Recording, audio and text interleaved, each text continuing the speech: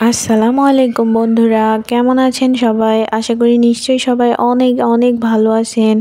আজ আমি আপনাদের সাথে একটি নতুন রান্নার রেসিপি নিয়ে হাজির হয়েছি। মূলত যারা কর্মজীবী, চাকরিজীবী, প্রবাসী, যারা প্রতিদিন রুটি খেতে খুব বেশি পছন্দ করেন, মূলত রুটি বানানোর ঝামেলায় খেতে পারেন না, তাদের জন্য এই সুন্দর রেসিপিটি তৈরি করেছি। তো চলুন কিভাবে তৈরি করতে হয় সেটি আপনাদেরকে শিখিয়ে দেই।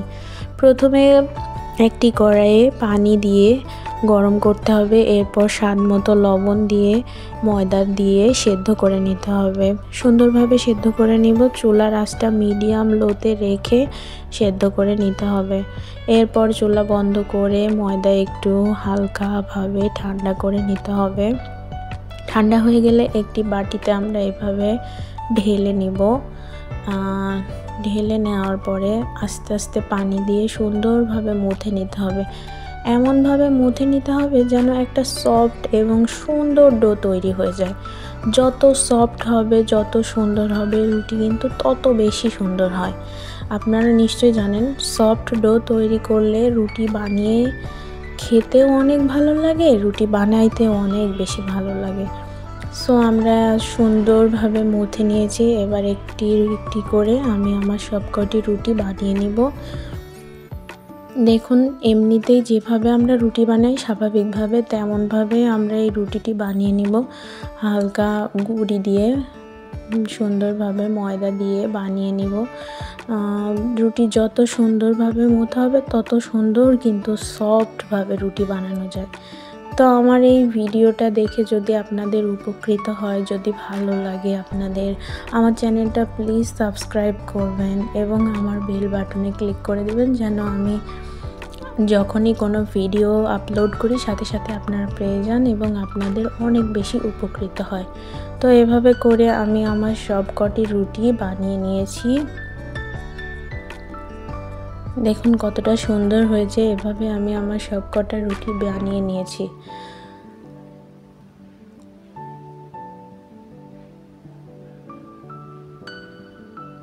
সুন্দরভাবে বানিয়ে নিয়েছি আমি আমার সবকটি রুটি। তো চলুন এবার আমি ভেজে দেখাচ্ছি। চুলার আঁচটা একদম মিডিয়াম লোতে রেখে একদম হালকাভাবে ভেজে নিতে হবে যেন শুধু রুটিটা গরম হয়। শুধু গরম করে হালকাভাবে ভেজে নিচ্ছে। আমি আরও কয়েকটি আপনাদের দেখে দিচ্ছি। অল্প করে শুধু হালকা করে ভেজে নিতে হবে যেন শুধু রুটিটা গরম হয়েছে বলে বোঝা যায়। এভাবে করে আমি আমার সবকটি রুটি ভেজে নিচ্ছি।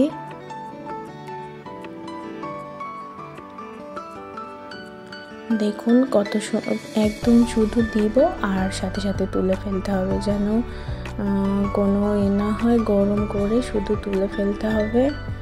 এভাবে করে রুটিগুলো সুন্দরভাবে আমি আমার সব কয়টি রুটি ভেজে নিয়েছি। এবার চলুন আমরা এটা ঠান্ডা করে একটা এয়ারটাইট কন্টেনারে রাখতে যাব। তো প্রথমে এভাবে রাখার জন্য একটা বক্স নিয়ে নিয়েছি। বক্সের মধ্যে 4-5টা রুটি প্রথমে রেখে তারপরে একটা পলিথিন পেপার বা আপনাদের কাছে যেই পেপার আছে সেটা দিয়ে রাখতে হবে।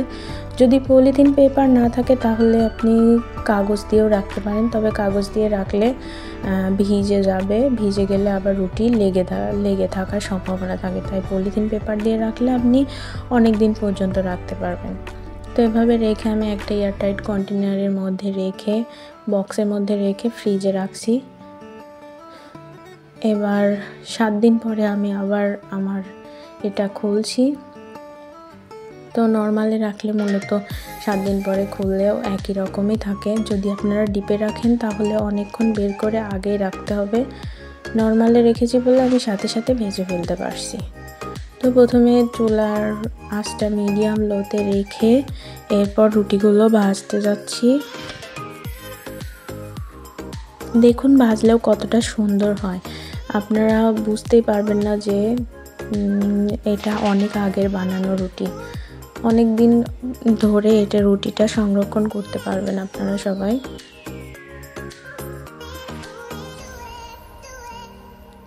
এবং কোনো ঝামেলা ছাড়াই এই রুটিগুলো সংরক্ষণ করতে পারবেন আপনারা যখন ইমার্জেন্সি দরকার বা কোনো কাজের ব্যস্ততার কারণে রুটি বানিয়ে রাখতে হয়। তো এভাবে রাখলে আপনাদের জন্য অনেক বেশি সুবিধা হবে।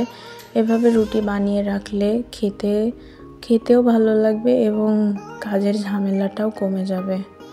তো এভাবে করে আমি আমার সব কটা রুটি বানিয়ে নিয়েছি, ভেজে নিয়েছি। দেখুন কতটা সুন্দর ফুলকো এবং কত সুন্দর হয়।